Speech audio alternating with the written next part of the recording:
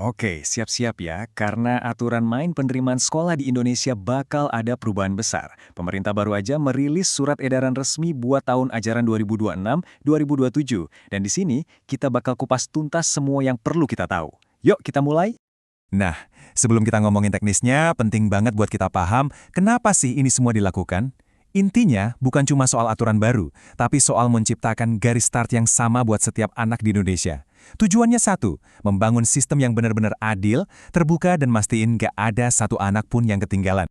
Ini dia peta perjalanan kita kali ini. Kita mulai dari aturan barunya, terus kita pahami prinsip di baliknya, kita bedah proses perencanaannya, 4 jalur pendaftarannya, dan apa yang terjadi kalau seleksi udah selesai. Tenang, di akhir nanti semua poin pentingnya saya rangkum buat Anda. Oke, kita mulai dari dasarnya dulu ya, yaitu surat edaran resmi dari pemerintah. Jadi semua informasi yang kita bahas ini sumbernya valid dan langsung dari pusat. Nah, ada satu singkatan nih yang bakal sering kita dengar. SPMB. Kalau Anda dengar istilah ini, ingat aja, ini adalah kerangka kerja nasional. Jadi bukan sekedar saran, tapi ini adalah cetak biru yang wajib diikuti oleh semua pemerintah daerah di seluruh Indonesia. Jadi, apa sih yang mendorong semua perubahan ini? Kenapa harus ada sistem baru? Yuk, kita bedah nilai-nilai inti yang jadi fondasi dari keseluruhan sistem baru ini. Coba lihat kata-kata ini. Objektif, transparan, akuntabel. Ini bukan cuma jargon kosong loh. Ini adalah sebuah janji. Janji kalau prosesnya bakal adil dan bisa dipertanggungjawabkan. Nggak peduli kamu siapa atau dari mana asalmu. Ini komitmen untuk menciptakan sistem yang bisa kita semua percaya. Aturan sebagus apapun, kuncinya kan di pelaksanaan ya. Nah, disinilah peran pemerintah daerah jadi sangat penting.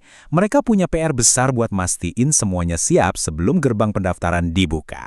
Seluruh proses SPMB ini bisa kita bagi jadi 3 fase utama. Ada perencanaan yang matang di awal, pelaksanaan yang cermat pas pendaftaran, dan fase pasca pelaksanaan buat mastiin setiap anak beneran dapat sekolah. Kata kunci di sini adalah ekosistem. Jadi ini bukan lagi urusan sekolah negeri doang. Tugas Pemda sekarang itu secara aktif ngajak sekolah swasta buat terlibat, menciptakan sebuah jaringan pendidikan yang nyambung untuk melayani semua siswa. Coba tandain kalender Anda, Februari 2026. Ini adalah deadline semua petunjuk teknis atau juknis di daerah harus sudah terbit. Kenapa ini penting? Karena ini ngasih kita semua, para orang tua dan siswa, waktu yang cukup buat paham aturan mainnya dan nyiapin strategi dari jauh-jauh hari.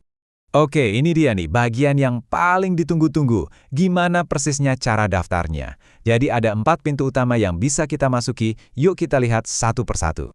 Dan inilah keempat jalur itu. Ada jalur domisili yang basisnya jarak rumah ke sekolah. Ada afirmasi buat mastiin akses bagi yang membutuhkan. Ada prestasi buat mereka yang punya pencapaian. Dan jalur perpindahan tugas orang tua untuk kondisi-kondisi khusus. Masing-masing punya porsinya sendiri. Tapi tunggu dulu. Dari 4 jalur ini, ada satu yang diupdate besar-besaran, yaitu jalur prestasi. Pemerintah sekarang mendefinisikan ulang apa itu artinya berprestasi. Jadi, apa sih yang baru? Nah, ini nih yang keren. Mindsetnya berubah total. Sistem sekarang mengakui kalau pintar itu bukan cuma soal nilai rapor, yang sekarang bisa juga dibuktikan lewat tes kemampuan akademik. Tapi pintar juga soal kepemimpinan, yang bisa ditunjukin lewat pengalaman jadi ketua organisasi. Dan pentingnya daftar ini adalah pesannya jelas buat para siswa di seluruh Indonesia. Kontribusi kalian di luar kelas, mau itu mimpin OSIS, aktif di pramuka, atau peran lainnya, itu berharga, itu diakui, dan itu adalah sebuah prestasi. Keren kan? Ini pertanyaan yang sering banget bikin orang tua cemas. Gimana kalau anak saya nggak lolos seleksi?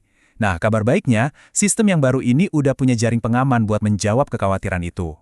Terus, gimana kalau nggak lolos? Apa dibiarin aja gitu? Tentu enggak. Ada mekanisme yang jelas dan terstruktur buat mastiin perjalanan pendidikan mereka tetap lanjut. Jadi intinya begini, tidak ada anak yang akan dibiarkan tanpa sekolah.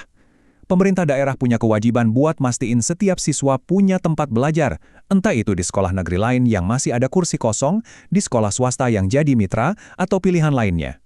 Wah, banyak banget ya informasinya. Yuk, sekarang kita saring semuanya jadi beberapa poin paling penting yang wajib Anda ingat dari pembahasan kita kali ini. Cukup ingat 4 hal ini. Pertama, Februari 2026. Catat tanggalnya buat nungguin panduan dari daerah Anda. Kedua, jalur prestasi sekarang lebih luas dan inklusif. Ketiga, ada jaring pengaman, jadi nggak perlu khawatir berlebihan. Dan keempat, ini semua tujuannya untuk keadilan. Masih penasaran dan mau tahu lebih detail? Gampang, tinggal scan aja QR Code yang ada di layar. Nanti Anda akan langsung terhubung ke halaman tanya jawab resmi langsung dari kementerian. Pada akhirnya, semua aturan dan sistem ini muaranya cuma satu, seperti yang tertulis di kutipan ini. Ya, inilah tujuan akhirnya. Ini bukan cuma soal administrasi, tapi soal memperjuangkan hak setiap anak buat dapat pendidikan berkualitas yang memang layak mereka dapatkan. Nah, ini menyisakan satu pertanyaan besar buat kita renungkan bersama.